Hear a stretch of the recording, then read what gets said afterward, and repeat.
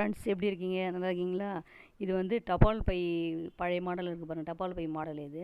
இதை Jude பேக்லேயும் ready பண்ணலாம், hand bag மாதிரி ரெடி பண்ணலாம். உங்களுக்கு வேணும்னா ஃபோன் பண்ணுங்கள், லைக் பண்ணுங்கள், ஷேர் பண்ணுங்கள், கமெண்ட் பண்ணுங்கள். ஓகே.